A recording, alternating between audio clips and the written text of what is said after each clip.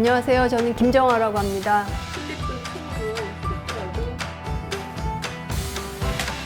감당하는 걸로 심미적인 만족을 이 정도 큰 사이즈로 있어야죠.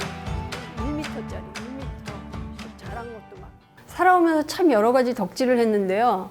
이제는 식물 덕질까지 하게 됐네요. 요즘은 식물이 그냥 풀떼기가 아닙니다. 먹기도 하지만 실내에 두면 공기 정화도 해줘, 집 인테리어도 해줘 하는 게 정말 많죠. 그래서 반려식물이라고도 합니다. 저는 고양이 2마리, 아니 2분을 모시는 양집사인데요. 이제는 식물도 모시는 식집사가 됐습니다. 식물이야 그냥 키우면 되지 무슨 집사냐 뭐 그러시겠지만은 요즘은 상점 모시듯 반려식물을 케어하는 식물러들이 많습니다. 왜냐하면 이런 식집사들이 찾는 식물들이 열대지방이라든가 다른 나라에서 온 희귀식물들이 많거든요. 잎이 큼지막한 멜라노크리썸이나 글로리어썸, 파스타짜넘 같은 열대 관엽식물, 식물의 영양분을 공급을 해주는 광합성을 해주는 엽록소가 결핍돼서 하얀 무늬나 노란 무늬가 생긴 희귀한 변종식물들이 있어요. 보통 몬스테라 알보 바리에가타가 가장 유명하고 여기 있는 무늬 바나나 같은 식물들인데요.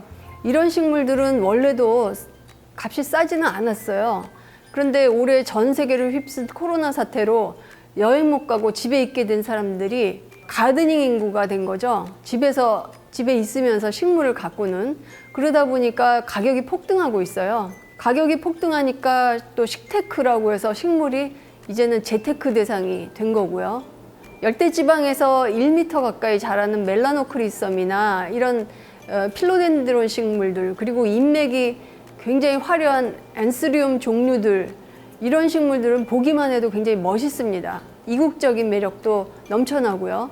이런 식물들 갖고 있는 사람들이 인스타나 페이스북 같은 소셜미디어에 사진을 올리는 거예요.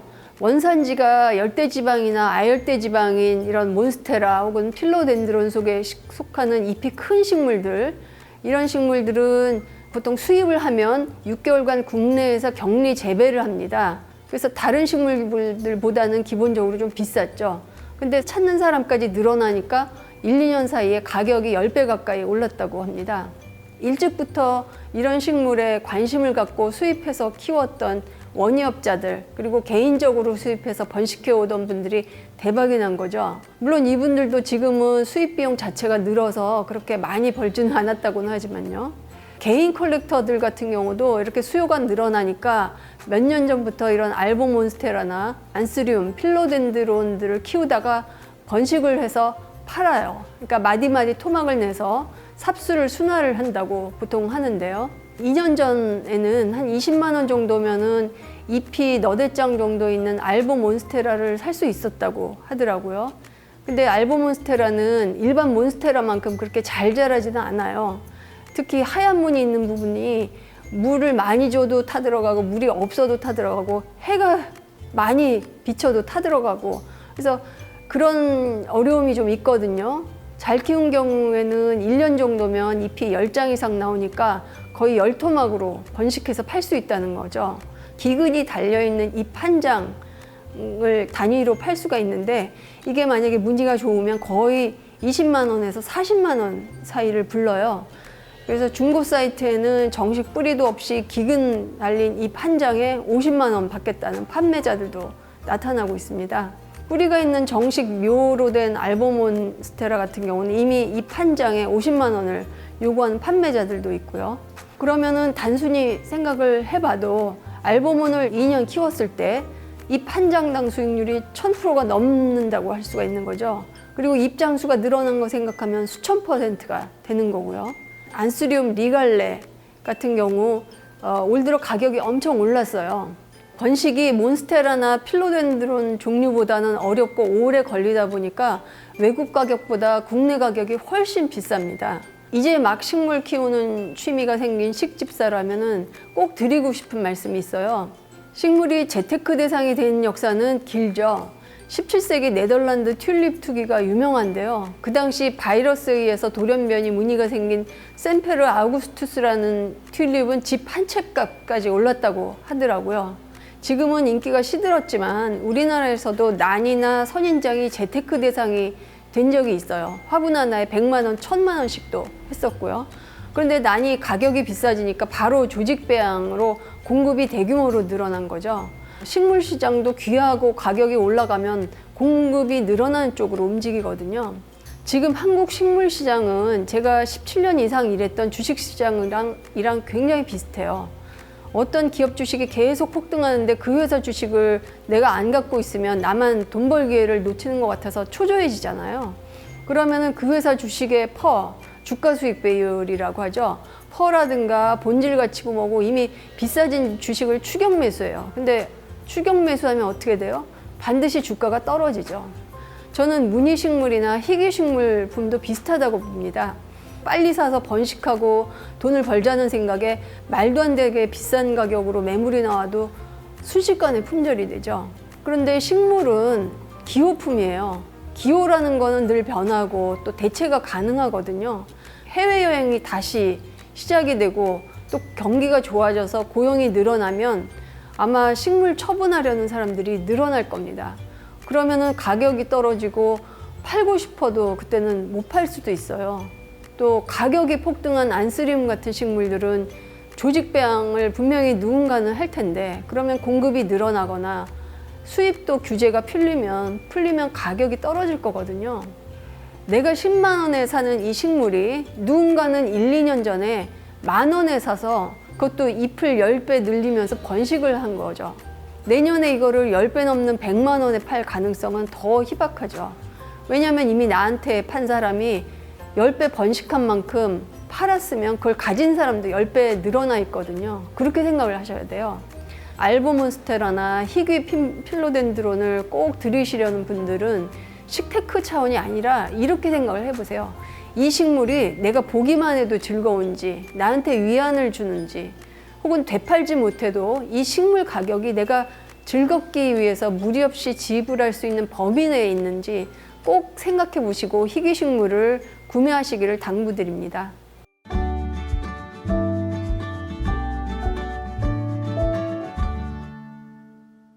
그러면 식물을 활용해서 실내 인테리어도 하고 공기 정화 효과도 얻고 싶은데 뭘 고를까? 그냥 화원에 가서 아무거나 사보는 것도 나쁘지는 않아요. 근데 처음 키워보는데 사전 준비 없이 그냥 아무거나 사시면은 잘못하면은 식물 장의사만 하다가 끝날 수 있어요. 제가 그랬거든요. 그래서 몇 가지 팁을 염두에 두고 식물을 키우기 시작하시면 좋을 것 같습니다. 첫째로 우선 실내에서 키우기 쉽고 저렴한 식물부터 먼저 키워보세요. 만약 햇빛을 많이 봐야만 하는 식물이라면 늘 창가, 해가 제일 잘 드는 자리에 모셔야 되니까 키우기 불편하겠죠. 또 모처럼 화분을 샀는데 식물이 자꾸 죽으면은 식물이 싫어지죠. 당연히 돈도 아깝고. 저도 사실 예전엔 그랬어요. 새벽에 출근해서 밤에 집에 돌아오면은 아이들 신경 쓸 틈도 없는데 식물까지 신경 못 쓰죠. 식물을 처음 키워보시는 분이라면은 공기 정화 효과도 있고 알아서 잘 크는 식물을 골라야 되는데 제일 좋은 게 스킨답서스예요. 얘는 죽이기 힘든 식물 아마 탑3 안에 들어갈 텐데요. 그냥 물만 주면 햇빛 안 드는데 놔둬도 알아서 주렁주렁 자랍니다. 또 중간 마디를 잘라서 물에다 푹 꽂아 놓으면 거기서 또 뿌리를 내려서 막 증식도 마구마구 하거든요. 진짜 생존력 갑이죠. 직장 생활은 이렇게 해야 되는데 요즘엔 또 무늬 식물들이 인기가 있으니까 스킨 중에서도 엔조이 스킨이라든가 마블 스킨 이렇게 약간 무늬가 들어간 스킨들도 있어요. 그리고 다른 무늬 식물들보다는 저렴하게 살 수 있어요. 일반 몬스테라도 추천합니다. 이 몬스테라는 이름의 어원 자체가 몬스터, 워낙 잘 자라서 괴물 같다고 해서 몬스테라가 됐대요.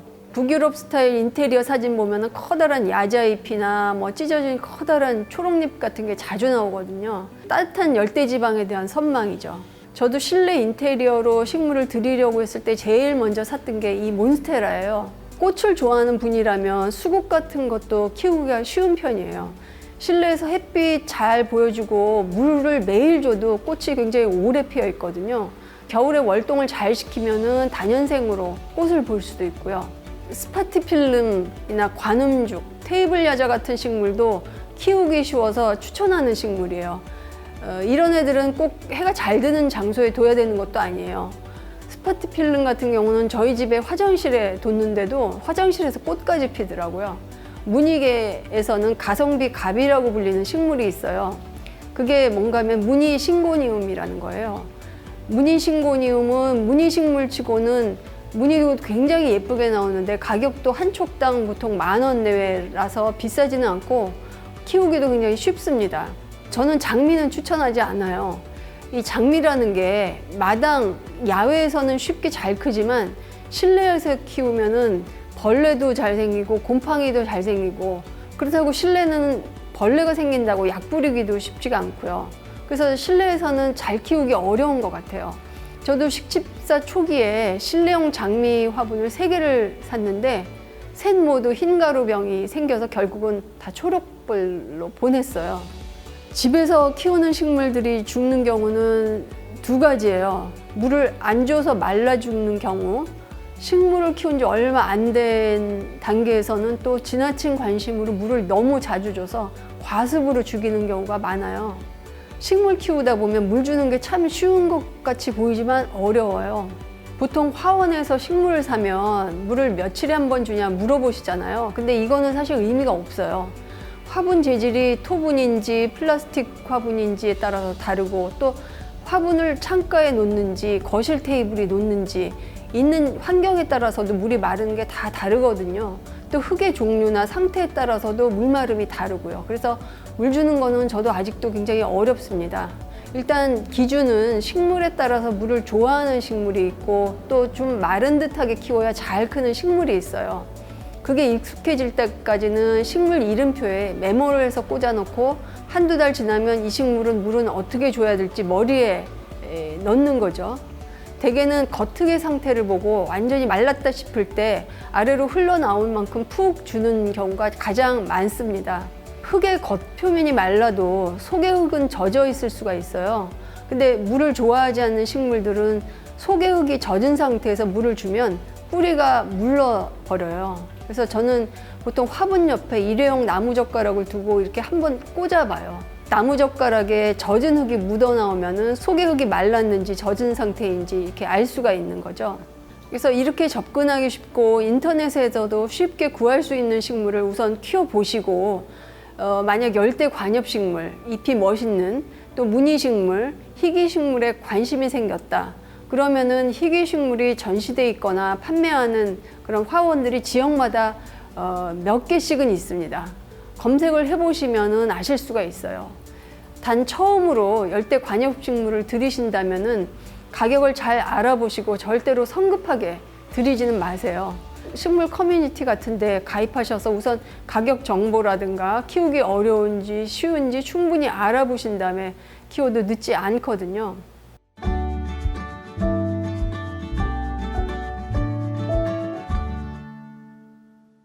제가 희귀식물이나 무늬가 있는 변종식물에 빠지게 된 거는 사실 몬스테라를 키우면서 식물 사진을 인스타에 올렸었어요. 가드닝, 몬스테라, 트로피컬 플랜트 뭐 이런 해시태그를 달고 그 해시태그를 눌러서 다른 유저들이 올린 사진을 쭉 본 거예요. 잎에 하얀 무늬가 있는 돌연변이 몬스테라 사진을 제가 보게 된 거예요. 그야말로 충격적으로 멋있더라고요. 그게 바로 몬스테라 알보 보르시지아나 바르이에 가타라고 하는 식물이었는데 흔히 알보몬이라고 부르죠. 이 알보 몬스테라를 구하고 싶어서 인터넷에 모든 원예 업체들 사이트 다 찾아다녀도 없더라고요. 찾기가 힘든 이유가 일반 몬스테라처럼 번식이 금방금방 되지 않으니까 아예 판매하는 업체나 업자들 자체가 굉장히 극소수였던 겁니다. 그러다가 블로그에서 어떤 셀러가 알보 몬스테라를 경매하는 거를 봤어요. 달리 살 도리는 없고 꼭 가지고 싶어서 또 경매에 참여를 했죠.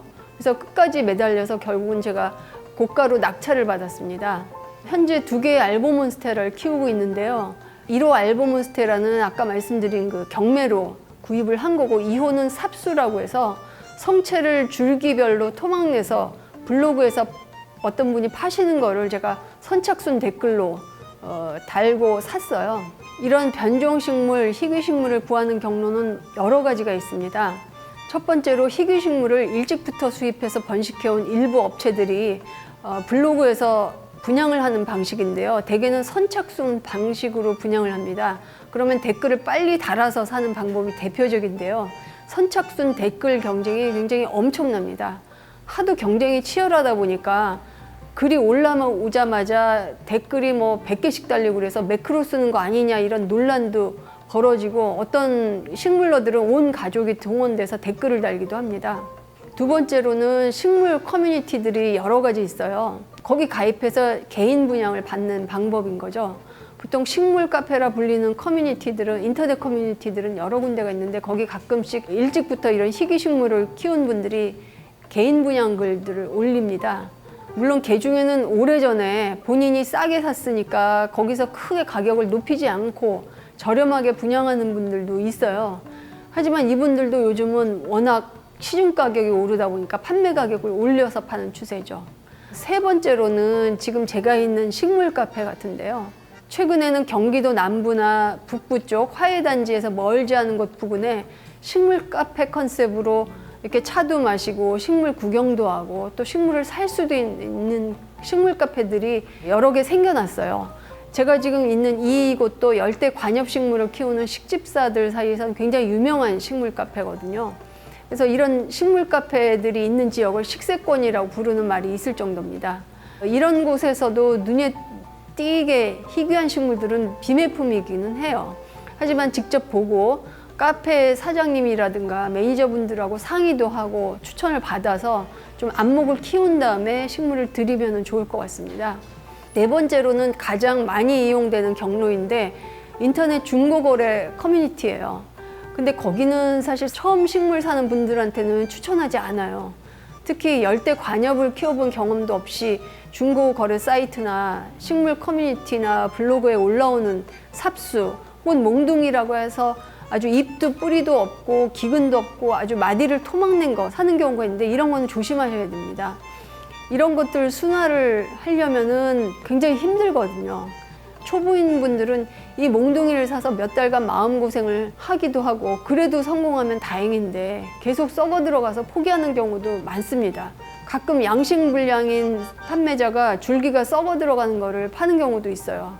아니면은 날씨가 너무 덥거나 추워지면은 택배가 주말에 걸려서 며칠씩 걸리거나 지연이 되면 그 과정에도 줄기가 상할 수 있거든요. 순화 경험이 많지 않은 분들은 희귀식물은 서두르지 마시고 천천히 들이세요. 그리고 삽수나 몽둥이가 싸다고 해서 들이지 말고 반드시 묘라고 해서 뿌리가 정상적으로 나와 있는 그리고 화분에 식재되어 있는 그런 식물 화분으로 구입하시기를 권합니다. 요즘은 희귀식물이 핫하니까 사기도 많아요. 대개는 남의 식물 사진을 도용해서 올리고 택배로 보낸다면서 돈을 먼저 입금해달라고 하는 경우거든요. 중고거래는 웬만하면 직접 식물 물건을 보고 돈을 주는 직거래를 하시는 게 좋습니다. 아무리 갖고 싶었던 식물이 싸게 올라온다 해도 이런 경우 돈부터 먼저 보내면 나중에 사기여도 찾기가 힘들거든요. 사기인지 아닌지 확인해보는 스마트 렌즈를 활용해보는 방법도 있습니다. 우선 중고거래 사이트에 올라온 사진을 저장을 해두세요. 그런 다음 네이버 검색창을 누르면 스마트 렌즈라는 메뉴가 뜨거든요. 이 메뉴를 실행하고 왼쪽 아래 사진함에 들어가서 아까 저장했던 사진을 선택하면 이 사진에 대한 인터넷 검색 기록이 쭉 나옵니다. 이 사진 기록을 보고 다른 걸 어떤 걸 쓴 건지 혹은 식물 커뮤니티에 올라온 사진인지 동일한 사진의 검색 기록이 쭉 뜨니까 아, 사기 사진이구나 아니구나 알 수 있습니다. 열대 관엽식물 키우는 취미 참 신경 쓸 것도 많죠.